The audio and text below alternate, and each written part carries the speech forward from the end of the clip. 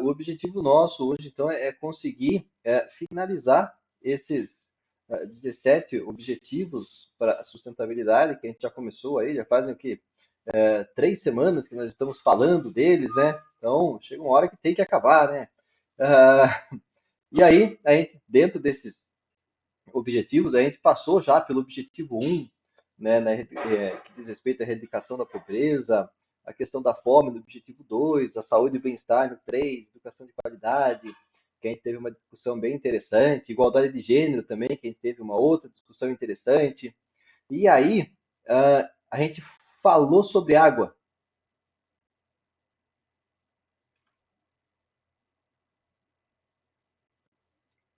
Vocês sabem me lembrar? Porque não está batendo com a outra turma. A outra turma, o negócio foi mais rápido.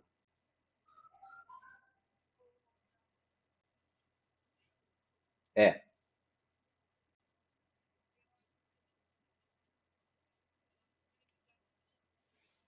Ah, o 7 a gente não falou.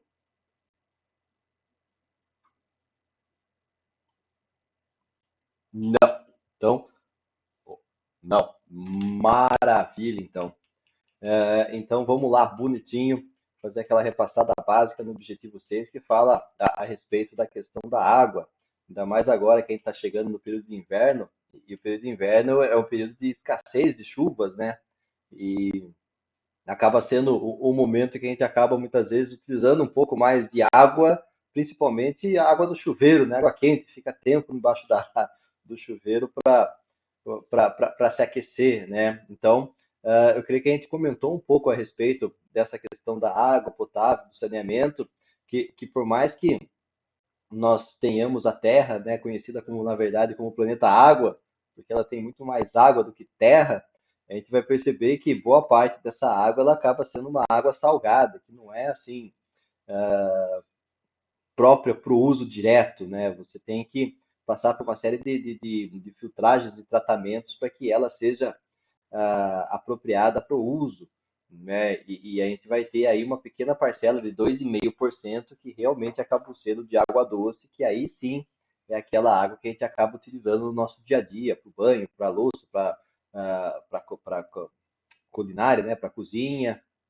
Então, a gente vai ver que desses 2,5% ainda assim, a gente vai ter boa parte dela na forma de gelo, né? 69% congelada na forma de geleiras, de neves, principalmente nos polos do planeta. E aí a gente vai ter uma outra parcela, 29%, que se encontra de maneira subterrânea. E a gente comentou a respeito do aquífero Guarani, principalmente aqui na região do estado de São Paulo, região de Sorocaba, que é um reservatório natural de água subterrânea muito grande, né? E a gente entende que isso acaba sendo uma coisa positiva, mas que para o futuro pode ser que chegue a gerar certos conflitos devido à necessidade que provavelmente vai existir de exploração dessa água, né? Então a gente vai ver que não é só a água que acaba sendo um problema, mas principalmente a questão do saneamento básico, né? Então, ao mesmo tempo que você vai encontrar uma porção muito grande de população que não tem acesso à água potável, você vai ter também uma quantidade muito grande também de pessoas que não dispõem de água suficiente para o saneamento básico, né? E aí te entende que essas questões de saneamento básico elas acabam sendo importantes, pois ela está diretamente ligada a hábitos de higiene e também à prevenção de determinadas patologias e de determinadas doenças. Então, a gente vai ter determinadas doenças que estão relacionadas, por exemplo, a essa ausência de saneamento básico e que geram um número muito grande de mortes devido à contaminação das águas que são utilizadas por essas pessoas. Então, a gente viu que no Brasil existe quase 50% da população, ou seja, metade do país, não tem coleta de esgoto, né? No Nordeste você vai ter lá quase 24% da população, ou seja, desses 50%, uma parcela muito grande está lá no Nordeste, e é nessa região que a gente encontra, né, a maior concentração de patologias relacionadas ao saneamento básico, como diarreia, cólera, disenteria, pólio, né? E por que acaba acontecendo? Não só o esgoto doméstico acaba sendo jogado nos mananciais, mas também muitos depósitos de lixo são feitos próximos a rios, lagos, restingas, e acabam contaminando essa água que vai ser destinada para a população. Então, esse que acaba sendo um problema. A forma como ah, não só as pessoas trabalham com essa água, mas a forma como ah, a classe política não se importou muito com um planejamento de longo prazo no que diz respeito ao aumento da população, ao aumento do lixo e o que fazer com esses crescimentos, né? Então, é aquela história. No Brasil, a preocupação muito grande acaba sempre sendo no curto prazo, né? O que você resolve no curto prazo, o que vai acontecer no longo prazo, quem tiver lá que resolva. Então, a gente vai ver que o problema do lixo acaba sendo uma questão sanitária de longo prazo, mas que nunca se encontra no curto uma solução mais prudente ou eficaz e que traga segurança para todos, né? E isso não é uma particularidade do Brasil, é uma coisa que acontece quase que no mundo todo, né? Você vai ter aí uma média de 5 mil crianças que morrem de doenças que são evitáveis e que estão relacionadas a essa contaminação de água e a ausência de saneamento básico, né? E assim, ao mesmo tempo que a gente tem essa preocupação da água, porque se a gente lembrar do vídeo que eu passei para vocês logo no início desse conteúdo, ele falava que o ser humano precisa de três coisas apenas para sobreviver. Precisa de alimento, de ar e de água. Né? E a partir do momento que a gente tira um deles, a vida por si só, ela acaba sendo praticamente inviável. Né? Então, essa necessidade de água, ela acaba sendo importante. E a gente percebe que a água, ela, principalmente aqui no Brasil, ela não é só utilizada para fins de sobrevivência, ela também é responsável para garantir certos confortos que nós temos na atualidade, no que diz respeito principalmente à energia elétrica, né? Vocês já chegaram a se imaginar como seria a vida de vocês sem energia elétrica? Ou, por exemplo, quando ocorrem as quedas de energia, ou às vezes um apagão que dura um pouquinho mais, o quão perdidos ficam as pessoas, né? Aquela tranquilidade que existia. Eu sempre falo que existem algumas verdades que são absolutas para muitas pessoas e para a nossa geração, principalmente, desde a minha e agora a de vocês, uma verdade absoluta é que sempre existiu energia elétrica. Né? Vocês já se imaginaram sem energia elétrica o que seria da vida de vocês?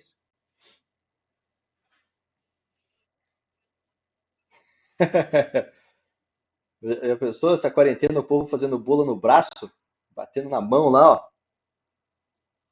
tendo que assar no forno de lenha, banho gelado, depois de acostumar. É,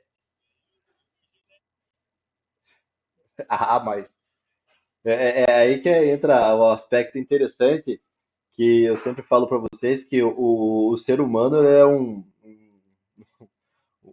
ser altamente adaptável, né? Tanto que a humanidade ela cresceu devido a essa capacidade de adaptação que existe, de você conseguir não só sobreviver, mas encontrar alternativas nos climas mais diferentes possíveis, né?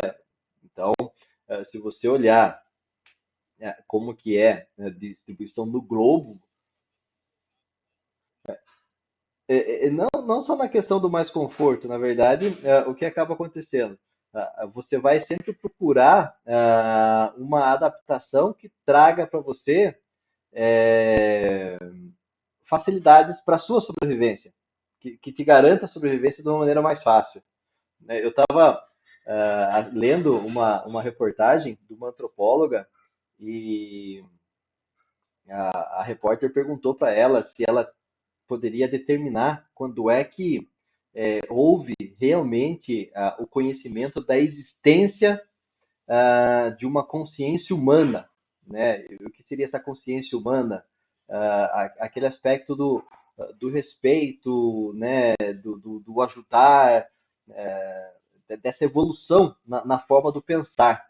E a repórter imaginava que ela ia falar, quando foram criados os primeiros utensílios, né, a existência da inteligência humana, quando foram criados os primeiros utensílios, o anzol, as facas, a fazer as comidas preparadas no fogo.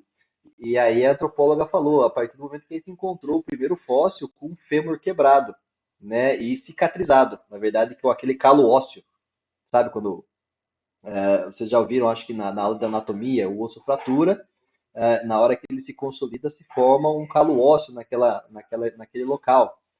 E daí a repórter perguntou, mas o que tem a ver a fratura do fêmur cicatrizada com o desenvolvimento da humanidade?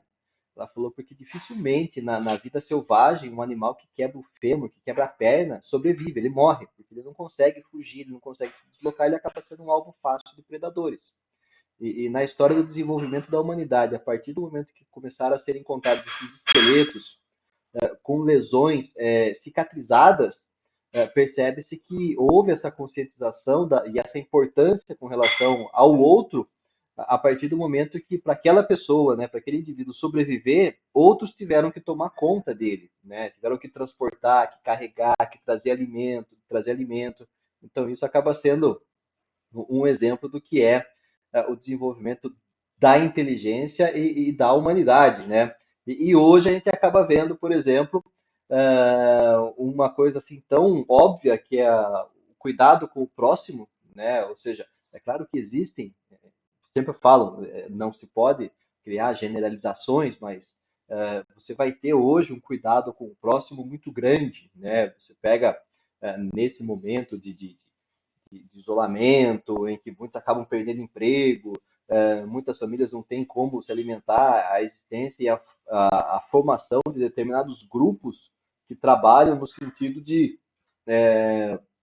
oferecer auxílio para essas pessoas com alimentos, né? Então, a gente acaba vendo que esse sentido de humanização ele vai se modificando no decorrer do tempo.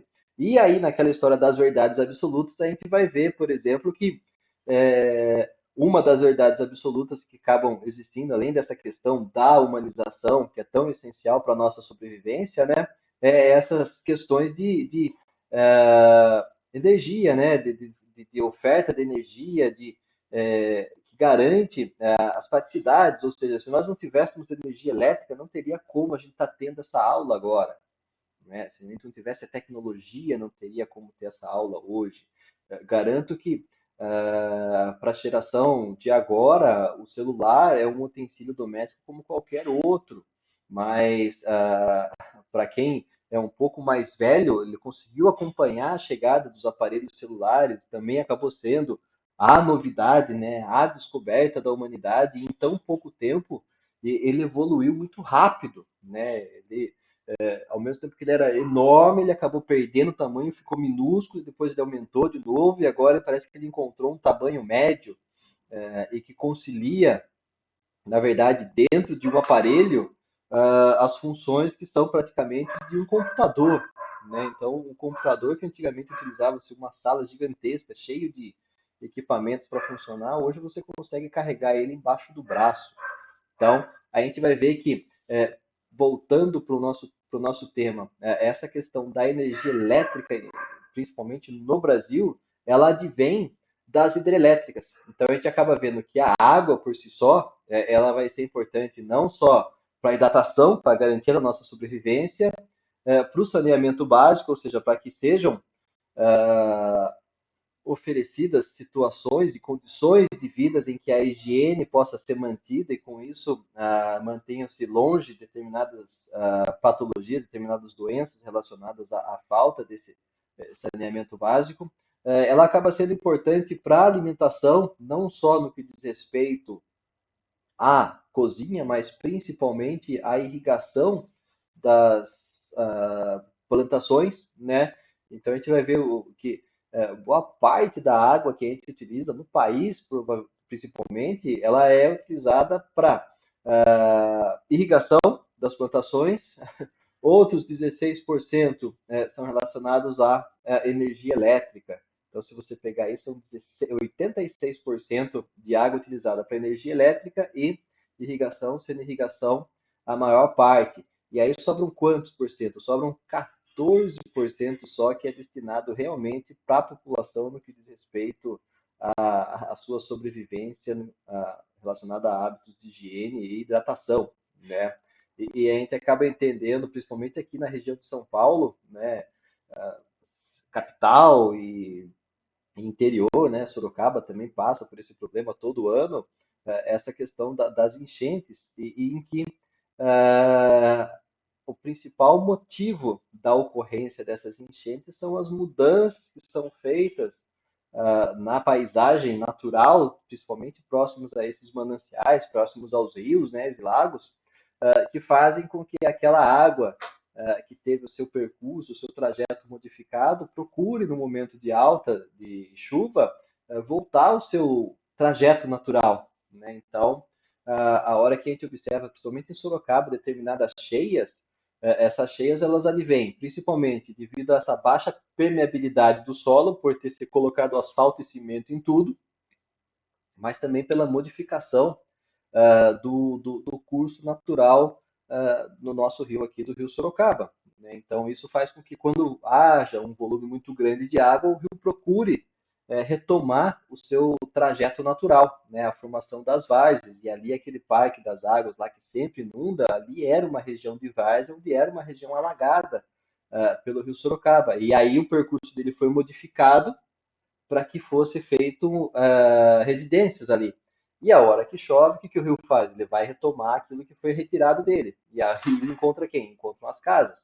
Então, essa gestão sustentável da água, ela acaba sendo fundamental também a partir do momento que nós entendemos ser necessários estudos, principalmente no que diz respeito à viabilização da utilização não só dos rios, mas principalmente do impacto ambiental que acaba resultando essa modificação que existe. Beleza? Alguma dúvida, alguma pergunta?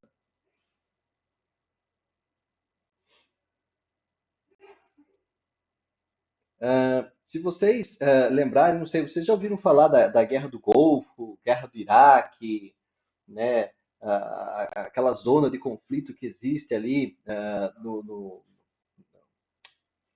naquela parte ali do Oriente Médio. Vocês já ouviram falar, né? Sim. Aqueles conflitos ali, o que, que acaba sendo de interessante ali? Muitos dos conflitos que surgem ali, eles têm como motivo que gera esses conflitos a demarcação de terras, né? Demarcação de terras, assentamentos relacionados a diferenças religiosas. Isso é o que acaba sendo, o principal divulgado, mas tem um outro motivo por trás que é altamente econômico, né, em torno dessas demarcações, dessas distribuições de terra, que aí usam a religião como uma motivação para essas brigas, que é a questão do petróleo, né? Você vai ter aquela região do Oriente Médio como a região que tem as maiores reservas de petróleo do mundo. Só que o que acaba acontecendo com uma coisa que você tem guardada, né, que você tem na reserva, mas que você vai se utilizando dela frequentemente. O que acontece, por exemplo, quando vocês é, conseguem guardar um dinheiro, mas de pouquinho em pouquinho você vai usando, né? O que acontece? Chega uma hora que acaba, na verdade, chega uma hora que acaba. E a mesma coisa vai acontecer com o petróleo, né? Tanto que você pode ver que, principalmente a indústria automotiva, que mundialmente é uma das indústrias mais fortes que existem, ela está investindo cada vez mais em formas alternativas de combustível, ou seja, diferentes maneiras de fazer com que os carros se movimentem sem a necessidade do petróleo. Vocês acham que isso é porque eles se tornaram conscientes ecologicamente ou porque eles perceberam que vai chegar uma hora que vai acabar o petróleo e eles vão ficar com uma bucha na mão, que é um monte de carro que necessita de gasolina e não vai ter gasolina? Exatamente. E aí o que vai acontecer? Na hora que acabar isso aí, devido ao aumento populacional e a expansão que vai existir, principalmente no número de áreas tomadas, você vai ter um novo conflito que vai se instaurar, e aí o Brasil tem que ficar atento com isso. Por que eu falo que o Brasil tem que ficar atento com isso? Porque quando a gente fala. Oi,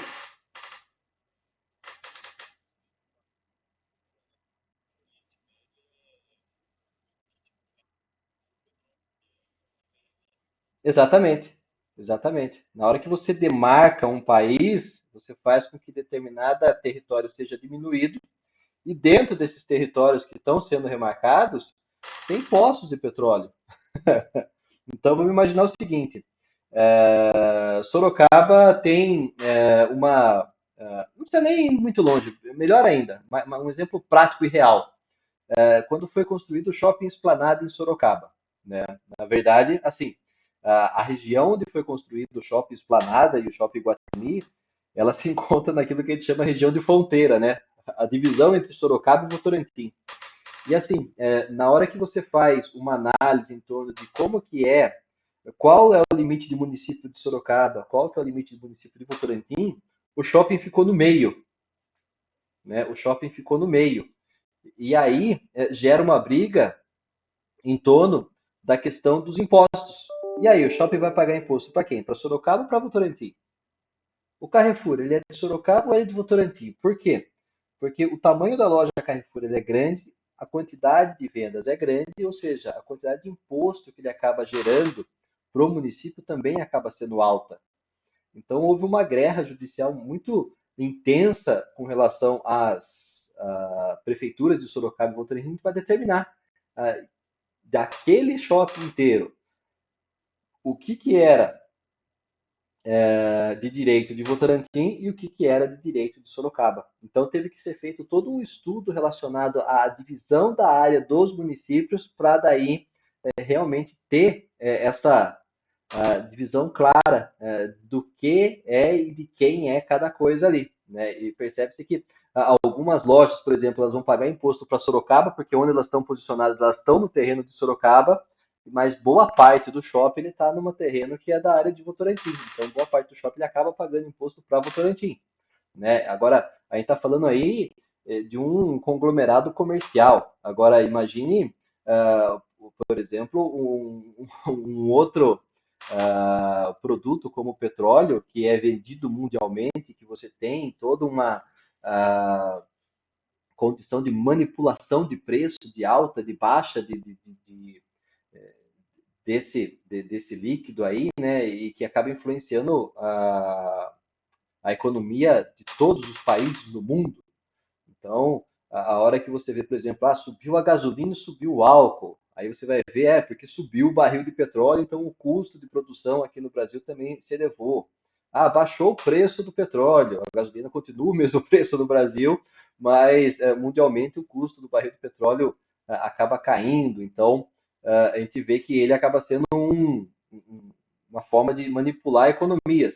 Só que como a gente está aí meio que entendendo que é uma coisa que tem um fim, que pode ser que acabe, né, os olhos vão partir para outro lugar. Então você pega o Brasil, por exemplo, do jeito que ele desmata, na velocidade que ele desmata, vai chegar um ponto que determinados rios, determinados lagos, determinados mananciais, determinadas regiões em que depende da chuva para esse ciclo de cheia e de baixa dos rios, ela acaba sendo totalmente modificada devido ao desmatamento e a água acaba se tornando um produto tão importante quanto o petróleo, de modo que logo logo a gente vai encontrar conflitos em torno da busca por água. Né? Então, aquele país que tiver a maior quantidade de água, ele vai acabar sendo alvo, por exemplo, de cobiça de outros países, né? Porque a água em si ela vai começar a ser muito importante. Só para vocês terem uma ideia, na época que eu fui na Alemanha, boa parte da água que é utilizada na Alemanha por si só, ela depende do derretimento das geleiras das montanhas que circundam o país. Né? Na verdade, você vai ter ali na fronteira da Alemanha com a Suíça a existência de muitas montanhas e determinadas cidades ali dependem daquela água que derrete da montanha, das geleiras que se formam durante o inverno para encher as suas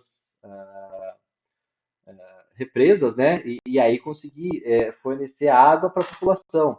E no que diz respeito à energia, a energia elétrica ela acaba sendo oferecida por outras formas. Você vai ter a energia proveniente da queima do carvão mineral, você vai ter a energia proveniente das usinas atômicas que ainda existem em número considerável na Europa, mas a necessidade de busca por novos meios, por meios mais alternativos, que aí acaba sendo o nosso objetivo número 7, que é a energia limpa e acessível. Né?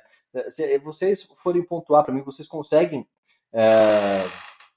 me dizer quais são as maneiras que nós temos para conseguir obter energia? Solar, eólica,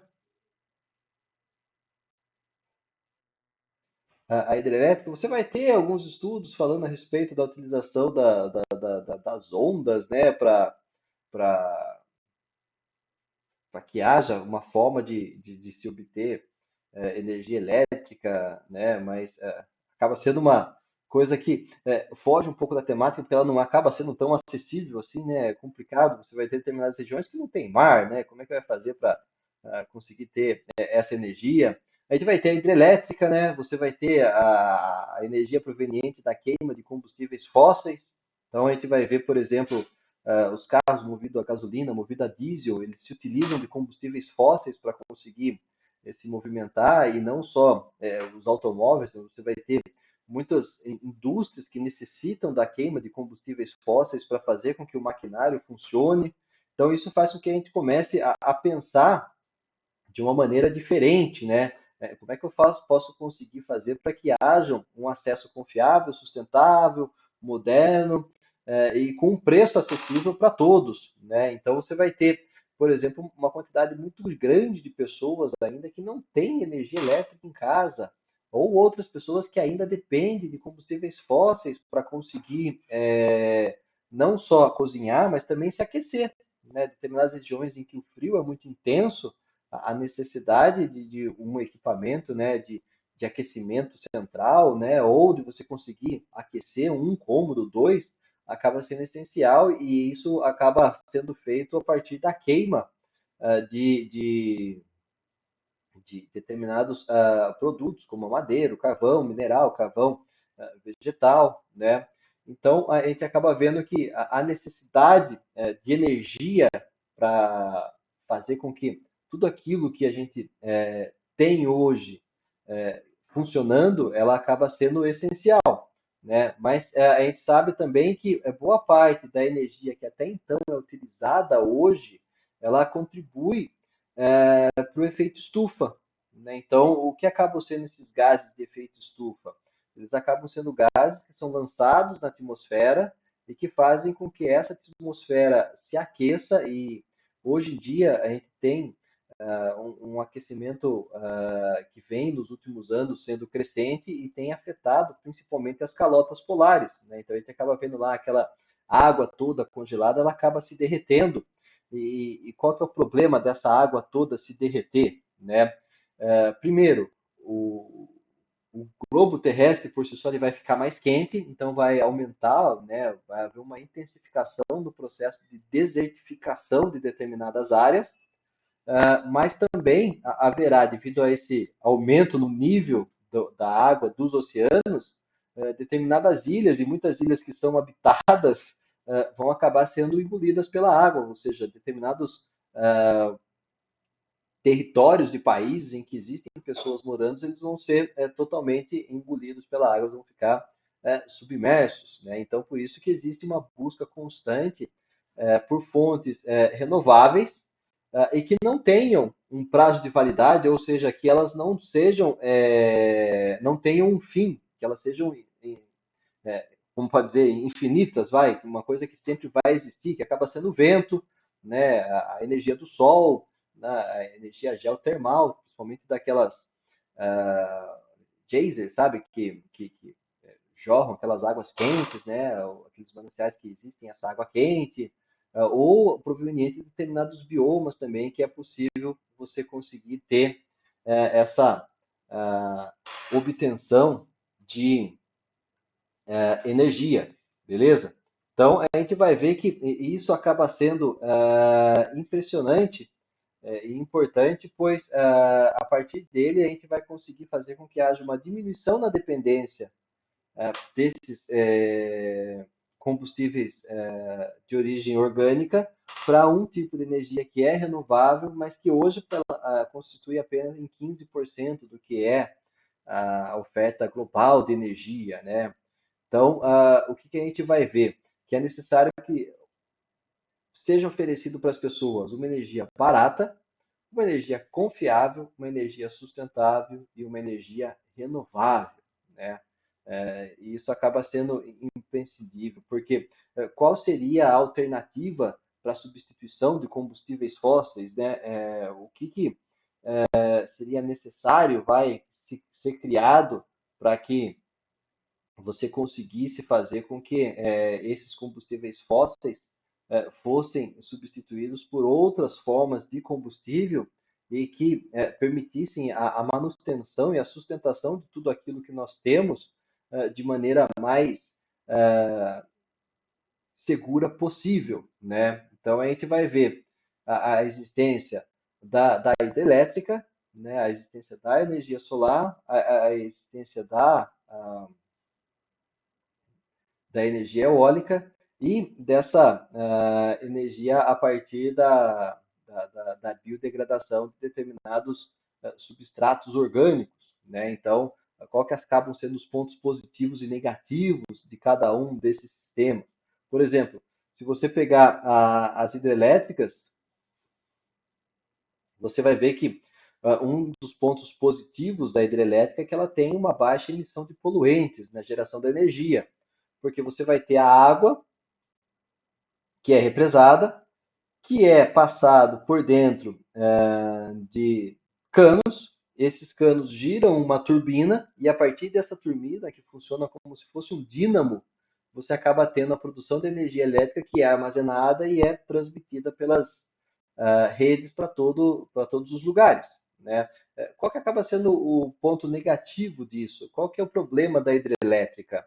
Principalmente a necessidade de realizar alagamentos, né? E esses alagamentos eles têm impactos socioambientais muito grandes. Vocês conseguiriam determinar para mim o que seriam esses impactos socioambientais que surgem a partir dos alagamentos das hidrelétricas?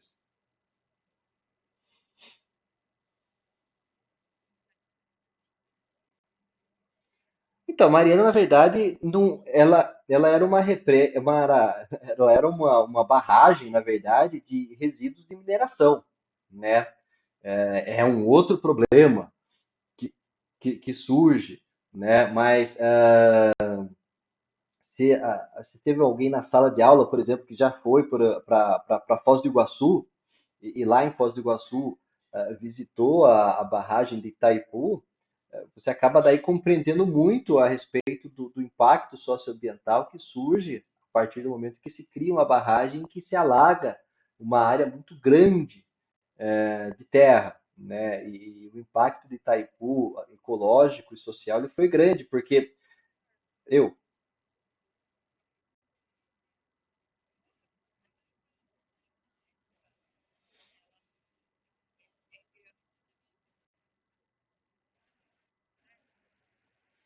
é mais difícil ter o rompimento de uma barragem de hidrelétrica do que uma barragem de resíduos de minério, igual aconteceu em Minas Gerais, certo? Por que eu digo? Porque a forma de construção delas é diferente. Então, a forma de construção de uma barragem para retenção de água, ela utiliza-se de muito concreto, muito cimento, é uma estrutura muito sólida. Essas barragens de minério, a forma como elas são feitas, é aquele típico caso que você olha e fala, isso aí não vai dar certo com o tempo, né? Porque o que eles fazem? Eles fazem uma barragem de terra e jogam o minério ali, né? Que qual que é a ideia? Que aquele minério, com o tempo, ele vai meio que se solidificando, se agregando naquela terra e forma uma massa sólida ali, que faz com que ele não se espalhe.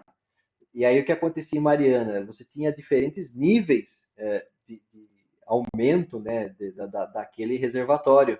Então eles fizeram uma primeira camada, aquilo ali se encheu. Eles colocaram mais terra aqui e começaram a colocar. Colocaram mais aqui, então aquele negócio foi pressionando até que chegou um ponto que fez com que aquela parte de baixo começasse a ficar mais frágil, né? Mais permeável. E a partir dessa fragilidade que surgiu na base que houve o rompimento. Se você assistir os vídeos do rompimento da barragem, é uma coisa impressionante, mas ela se rompe do meio dela e bem embaixo, bem na base. A hora que arrebenta a base, o restante vem abaixo. Né? Então, esses tipos de barragens assim que utilizam-se da terra, ela é bem mais frágil e bem mais suscetível a rompimentos, né? Então, por isso que elas necessitam de um acompanhamento muito rígido. E essas barragens elas se romperam lá devido à corrupção que existiu também na manutenção dela, da compra de laudos dizendo que a barragem era estável. Então, toda aquela situação endêmica que surge no país, da pessoa chegar e falar, oh, isso não pode ser feito, tá, mas não tem como a gente dar um jeitinho. E nessa história de jeitinho, jeitinho, morreu lá a quantidade de pessoas que a gente viu. Mas se você for ver, eu não me lembro de nenhum caso no Brasil em que houve um rompimento de uma hidrelétrica. Né? O que a gente acaba vendo, na verdade, com relação às hidrelétricas, é essa questão do impacto socioambiental. E a hora que a gente vê, por exemplo, o lago de Itaipu, a quantidade de comunidades que tiveram que ser expulsas da região, praticamente, porque a região ia ser alagada e tiveram que ser alocadas em outros lugares mais distantes, fizeram com que elas tivessem que se reinventar no que diz respeito à sua sobrevivência. Porque ao morarem perto de um rio, a sobrevivência delas se baseava no quê? Na extração daquilo que o rio oferecia, que principalmente eram os peixes. A hora que eles são expulsos da região e se forma uma lagoa, muda-se totalmente a questão da piscicultura no que diz respeito a espécies, como que eles vão fazer essa pesca, né, para garantir o sustento deles. E quando você tem o alangamento também, você tem a necessidade de verificar o impacto que vai existir, não só no aspecto vegetal, mas também no processo de migração de espécies. Então, a gente observa lá em Itaipu que eles tiveram todo esse problema, eles estudaram e existe uma série de projetos lá, que são projetos que são obrigatórios de serem mantidos, por quê?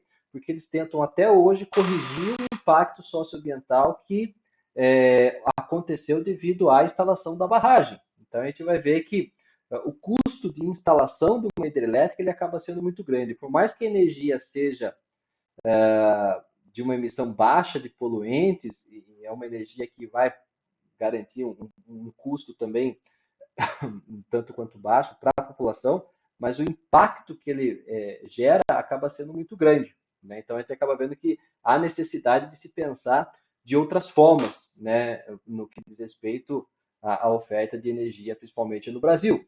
E aí a gente parte para qual? Para a energia solar, né? A utilização dos impactos dos painéis fotovoltaicos. Né? Na CM, lá no centro, eu lembro que eu comentei com vocês, se vocês olhassem pela janela lá da nossa sala de aula, vocês iam ver os painéis fotovoltaicos que foram instalados lá. Ele tem um baixo custo de manutenção. O problema é que em dias nublados você vai ter um problema na forma de captação dessa energia solar para geração de energia, mas que não é um problema muito proeminente no Brasil, né? Na região de Sorocaba, você não vai ter muitos dias nublados, né? Você vai ter no ano inteiro muito mais dias claros do que dias nublados. É diferente, por exemplo, em determinados países europeus em que você tem no ano, né, em 12 meses, você vai ter lá de 12 meses, 9 meses em que o país é dublado, né? É cinza, é escuro. E outros 3 meses que são os meses de verão em que realmente o dia está claro e tem sol. Então o Brasil não acaba tendo esse tipo de problema. Qual que é o problema do painel fotovoltaico?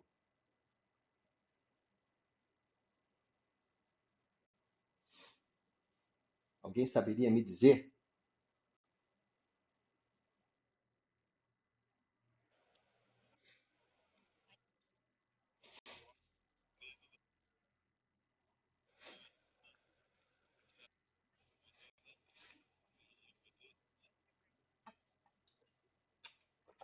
Qual que é o problema do painel fotovoltaico? Exatamente, exatamente. A instalação de um painel fotovoltaico numa casa para conseguir gerar energia suficiente para ela no que diz respeito a água de chuveiro, torneira elétrica, um aquecimento interno e energia elétrica para a iluminação, ele gira em torno de 7 a 10 mil reais a instalação de um painel fotovoltaico. E aí a empresa que vende fala, não, mas isso aí você consegue recuperar com o tempo, né? Mas ainda assim acaba sendo um investimento muito alto, né? Não é uma coisa que qualquer um pode investir assim, fácil, de uma maneira, pá, põe aí, depois a gente vai ver o que vai dar, né? Então, o custo dele ainda faz com que ele não seja tão acessível. Fale.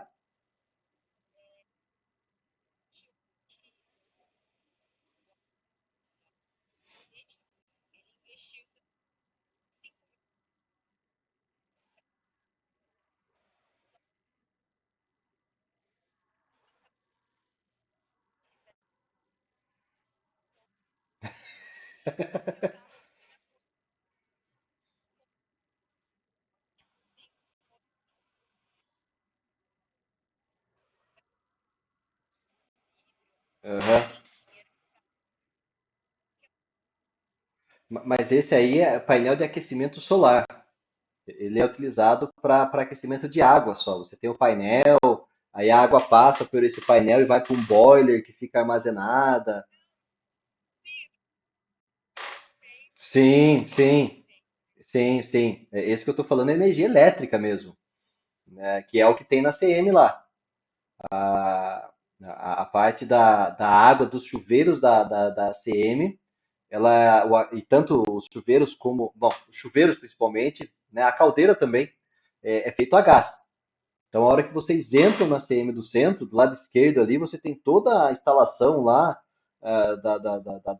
dos equipamentos de pressurização do gás que vai para dentro da CM, que alimenta as caldeiras lá do lado da quadra C, né? Do lado da quadra C, quadra D. Às vezes você sente um cheiro de gás lá naquele fundo, não sente?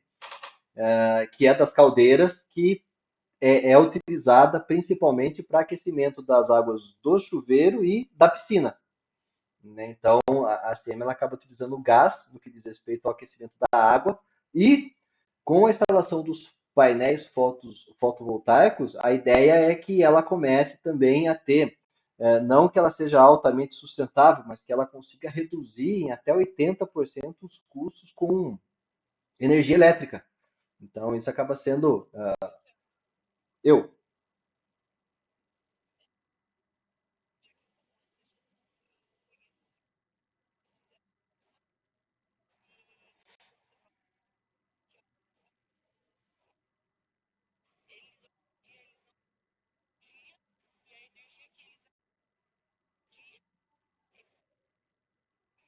Uhum.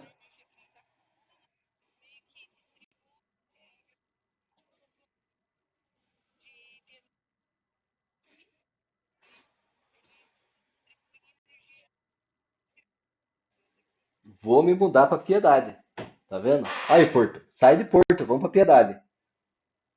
Mas 2,5. Mas tem isso mesmo, essa possibilidade que existe. Na verdade, o que é o fotovoltaico, você vai ter a energia sendo produzida que vai para a rede de abastecimento no sentido de que ao invés é, de, de, de, de você comprar energia, você está vendendo energia para a CPFL e aí o quanto dessa energia que você vendeu para a CPFL abate-se da conta de luz. Então, isso que acaba sendo a possibilidade de utilização desses painéis fotovoltaicos, né? Mas, além do fotovoltaico, a gente vai ver que o custo acaba sendo muito alto, a gente vai ter também energia eólica, né? A energia eólica também ela acaba sendo uma forma de produção de energia de forma renovável, que não gera resíduo, ela vai utilizar do vento, né? Só que qual que acaba sendo a dificuldade dela? Você precisa de muito vento, né? Você precisa de regiões que o vento seja realmente constante. Para quem conhece a Uniso, A Unis é um lugar que venta muito, e quando eu trabalhava lá foi feito um estudo para a instalação de uma torre de energia eólica. E a empresa falou que lá, por mais que vente muito, o vento ele acaba sendo insuficiente para conseguir a energia que seria necessária para a sustentação e para a manutenção do campus. Então, optou-se pela instalação de um gerador de energia elétrica movido a combustível ah, ah, animal, né? Combustível animal, movido a combustível fóssil, né? A diesel.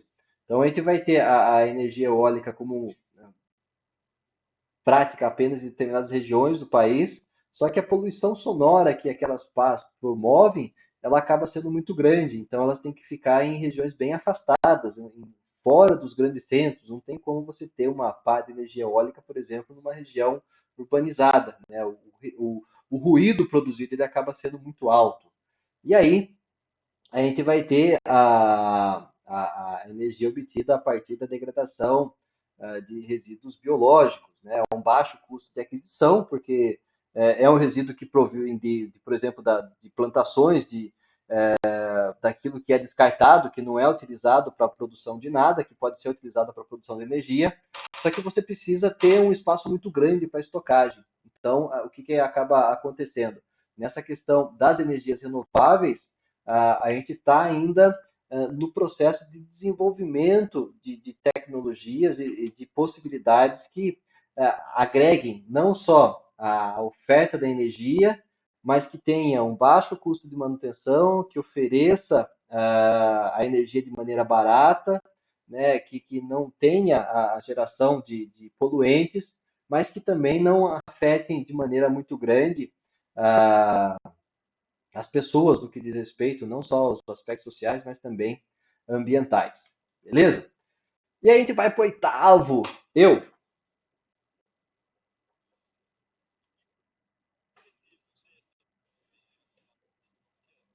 Vamos imaginar o seguinte: quando você tem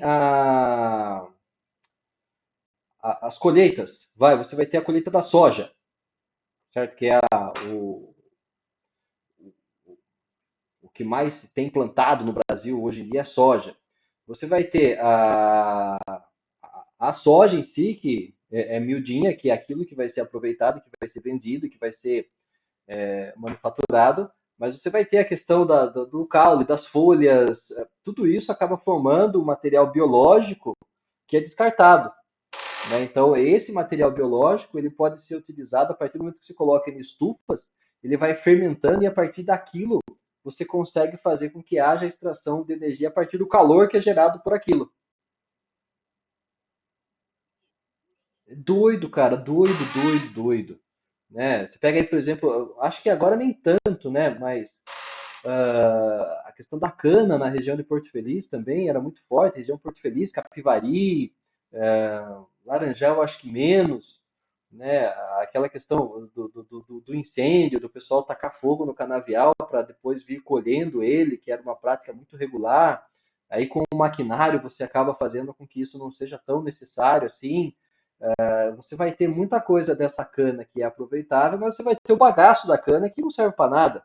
Na verdade, a partir desse bagaço de cana, você consegue fazer com que haja produção de energia. E até algumas usinas aí em Porto Feliz, elas conseguem fazer isso. Elas utilizam o próprio bagaço da cana para oferecer energia para a produção da energia necessária para a manutenção do maquinário. E aí vai embora, né? Aí o óleo de mamona também acaba sendo uma forma de você ter energia também, combustível principalmente, né? Ah, e, e aí vai embora, aí vai embora. Ah,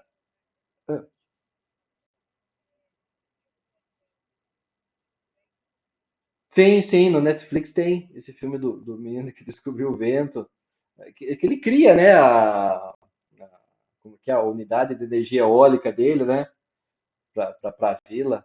É bem legal.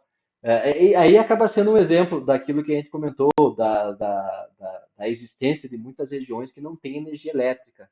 Né? E quando você acaba vendo isso, você vê que é uma coisa que transforma realmente, e hoje em dia também acaba sendo um motivo de conflito. Né? Vamos lá para o oitavo. objetivo, que é o trabalho decente, crescimento econômico, né? Nessa questão do trabalho decente, né? O que se espera que a partir do momento que a pessoa tenha trabalho, você vai conseguir fazer com que ocorra um crescimento econômico sustentado. Só que o que acaba sendo importante, a gente já discutiu em outros tópicos aí, a necessidade desse trabalho ser decente, né? E o que é um trabalho decente para vocês?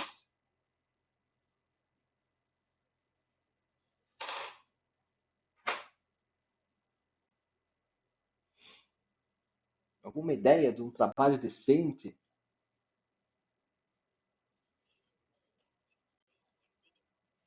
Não digo ganhar o salário mínimo, né? Porque o salário mínimo, na verdade, ele acaba sendo uma forma, de fazer com que o empregador, por exemplo, tenha um menor peso na consciência. Ah, eu estou pagando o mínimo, porque é o que eu posso. Na verdade,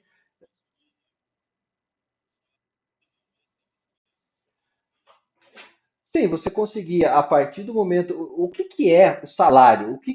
Por que você ganha um salário? Por que eu ganho um salário na faculdade?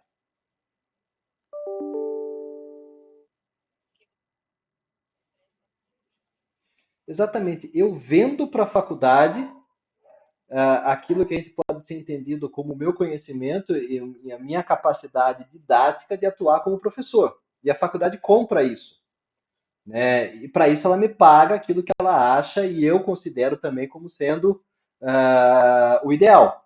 Né? Então, por aquilo que eu ofereço nas aulas, a faculdade me paga um valor que ela acha e considera como dentro daquilo que ela pode pagar e eu considero aquilo como sendo interessante para mim e também viável. Então a gente acaba entrando num acordo em que ela me contrata e me paga aquilo que ela acha que é o certo e eu acho que o que ela me paga também está certo.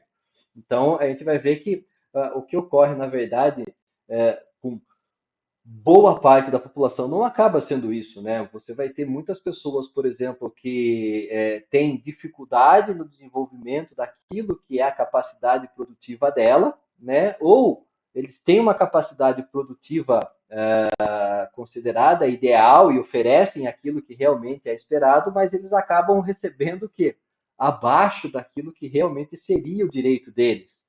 Então, é aquela história, você produz alguma coisa, vamos imaginar que para você produzir isso, você avalia que o seu trabalho vale R$ 1.000, e só que o empregador te paga 500. E você fala, tá bom então, melhor 500 do que nada. Em determinadas situações, acaba até fazendo sentido, mas só que chega um momento. Exatamente. Só que chega um momento que você vai ver que aquela pessoa ela acaba trabalhando tanto e ganhando tão pouco que ela é pobre. Ela não consegue ter condições de se manter de uma maneira ideal. Né? Então a gente vai ter aí 2,2 bilhões de pessoas vivendo abaixo da linha da pobreza. Ou seja, que são aquelas que não conseguem ter dinheiro suficiente, não conseguem sequer ter emprego para conseguir sobreviver. Né? Então, o que acaba sendo importante?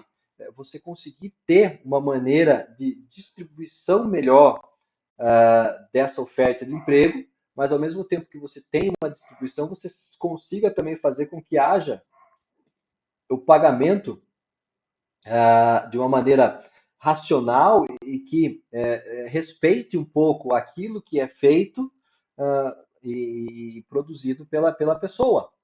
Né? Então, isso a gente vai ver que acaba sendo um problema, né? Quando há necessidade dessa inclusão de uma massa muito grande de pessoas no mercado de trabalho, a gente vai ver que até 2030 vão ser precisos 470 bilhões de empregos para novas pessoas.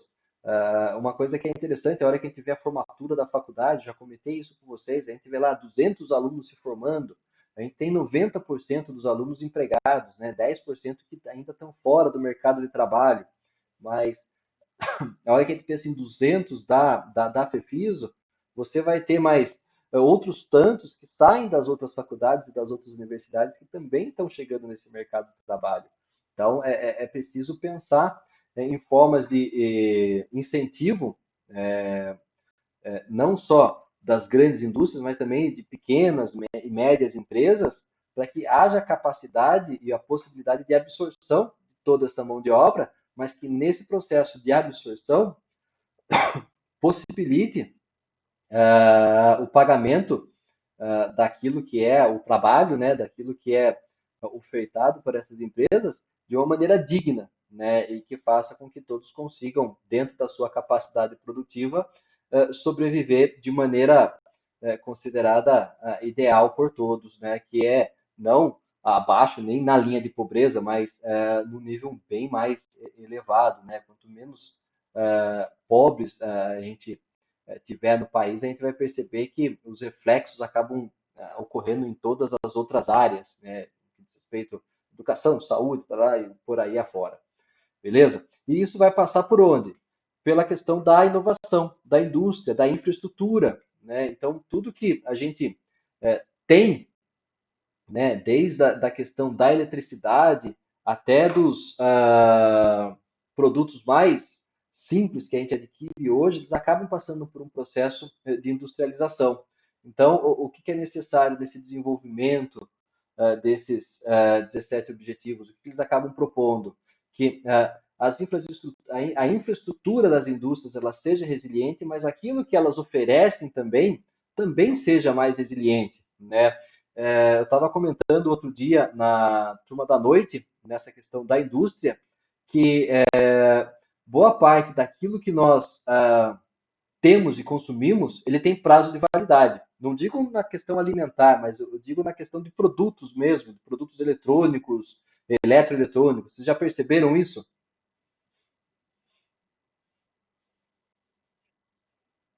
E isso acaba sendo uma estratégia de consumo, né? A partir do momento que você faz uma coisa que não dura muito, a necessidade de você adquirir de novo outra faz com que haja um ciclo de compra que acaba gerando renda para o comércio e para essas indústrias, né? A gente vê na fotinho aí, por exemplo, a questão do asfalto.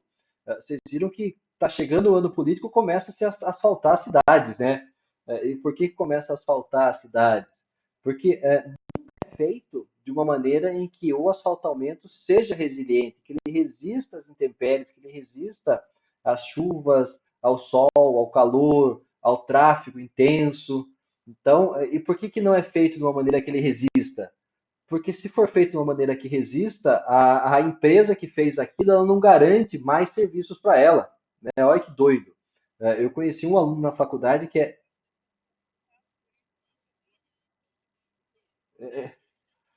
exatamente. Nós tivemos um aluno na faculdade que era engenheiro, foi fazer educação física. Eu perguntei, cara, você era engenheiro, por que você veio fazer educação física? Na verdade, eu pergunto para todo mundo isso, né? Ele falou, professor, eu estava numa vida que eu percebi que não era para mim. Eu falei, o que você fazia? Ele falou, a minha função na empresa que eu trabalhava, era uma empresa que trabalhava com construção de estradas e asfaltamento, era fazer o projeto dar errado. Eu falei, como assim o projeto dar errado? Não, eu visitava as obras, via o que o pessoal estava fazendo e falava, não é para fazer assim, é para fazer desse jeito. Todo mundo falava, mas está errado. Eu sei que está errado, mas tem que fazer desse jeito. É a ordem. Mas e por que isso? Porque a gente faz errado, o negócio dura pouco, é aberta uma nova licitação para consertar o que a gente errou, a gente ganha e conserta aquilo que era para a gente ter feito direito. A gente ganha duas vezes. Olha que doido.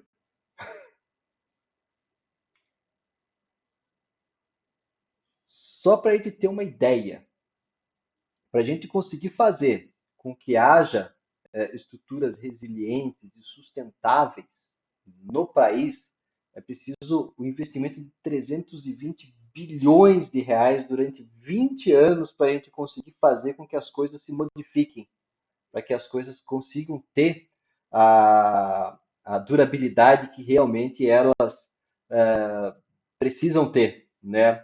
E assim, a partir do momento que a gente consegue isso, a gente vai depender principalmente da indústria, porque a indústria em si, ela vai conseguir fazer com que haja não só crescimento econômico, mas principalmente a questão dessas oportunidades de trabalho, e a partir dessas oportunidades de trabalho que surgem, você tem o desenvolvimento de novas tecnologias, e isso gera crescimento econômico e redução da pobreza, né?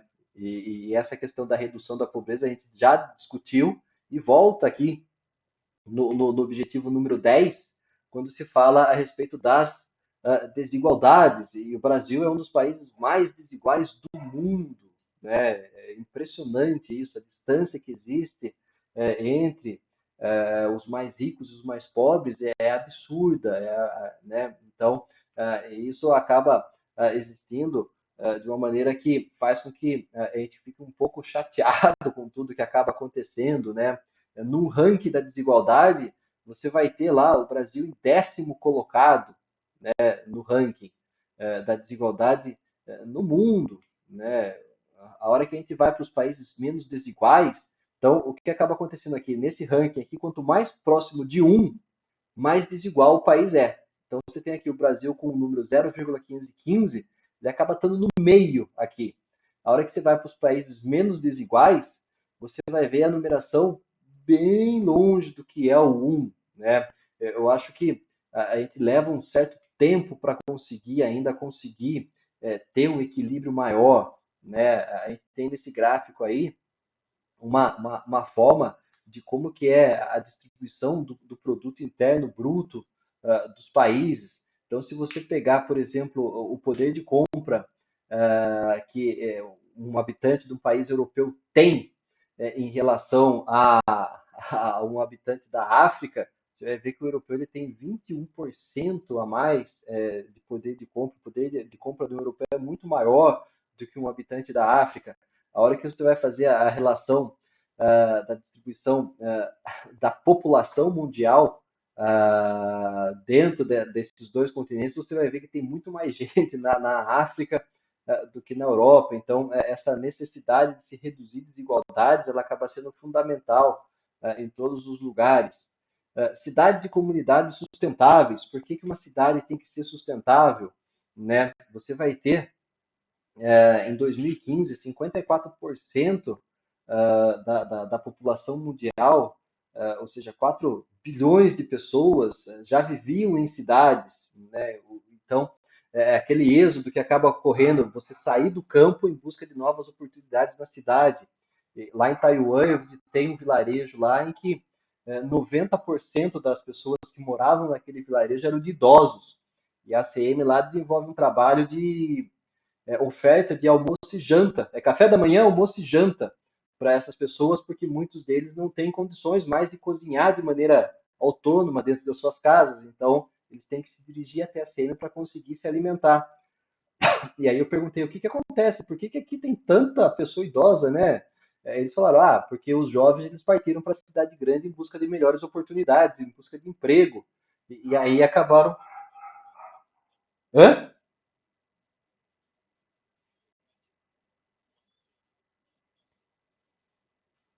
Putz, zerar é meio difícil, né?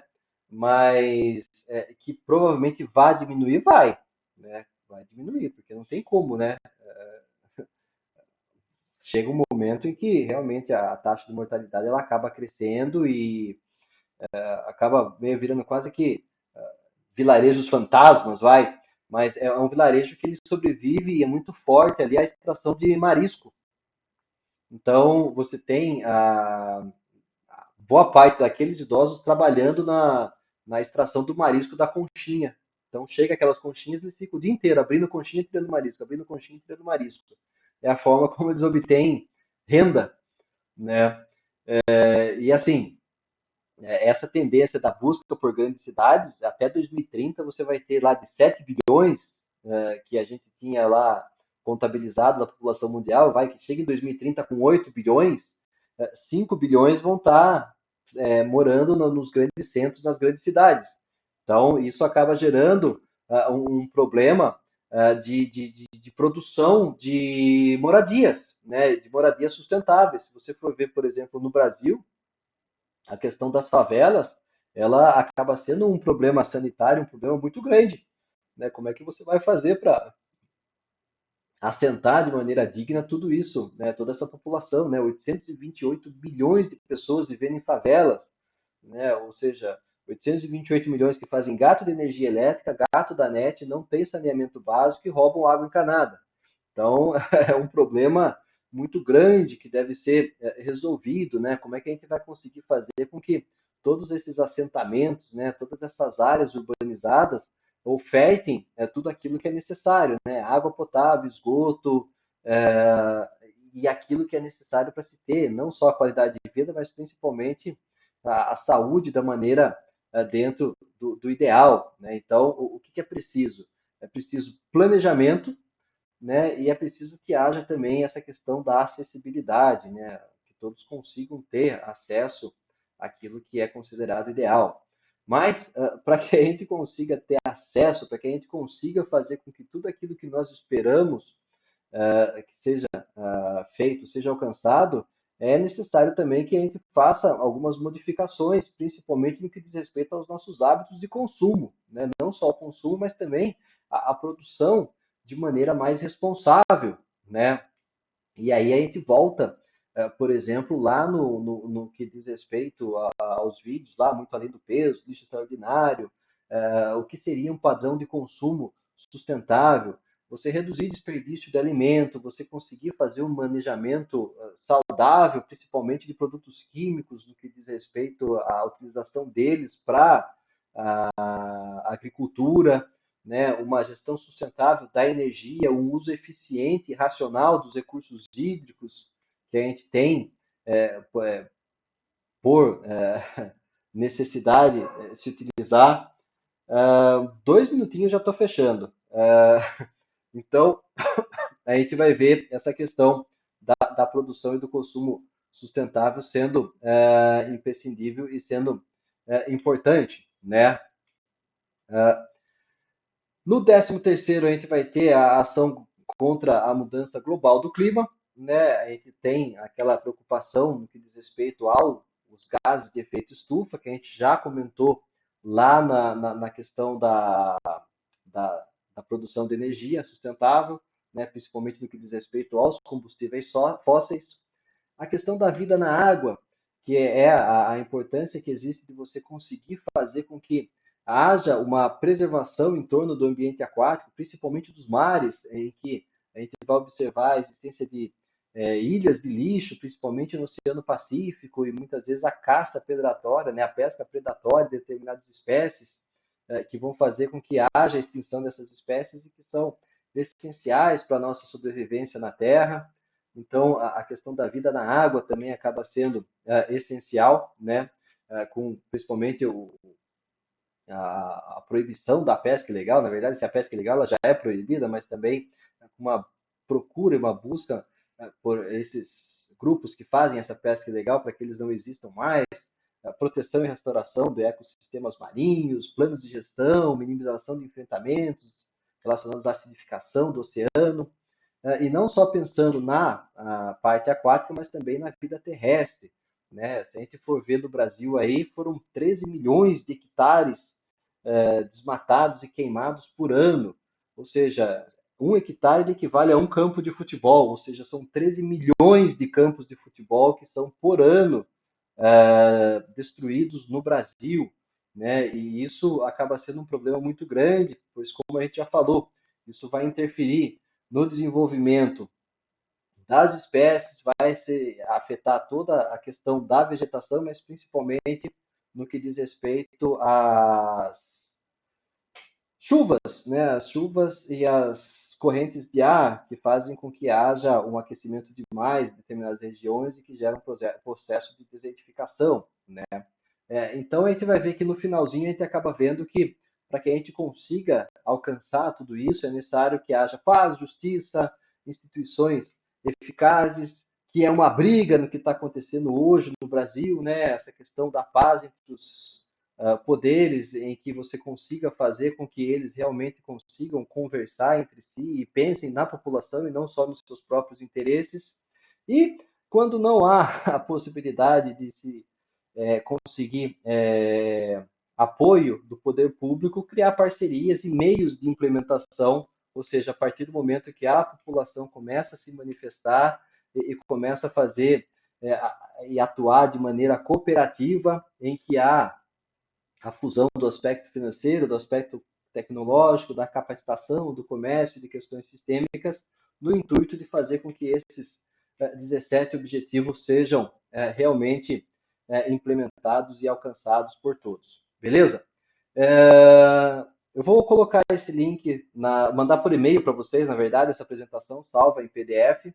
Aí vocês têm esses dois sites, que seria bem interessante vocês darem uma olhada para a avaliação da semana que vem. Aqui você tem boa parte do que está escrito e aqui você vai ter os vídeos que falam de cada um desses 17 objetivos.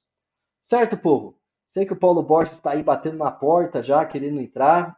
Então, eu me despeço rapidinho de vocês. Vão lá para a aula do Paulo lá, manda um abraço para ele e até a próxima semana. Tá joia? Falou, tchau, tchau. Até.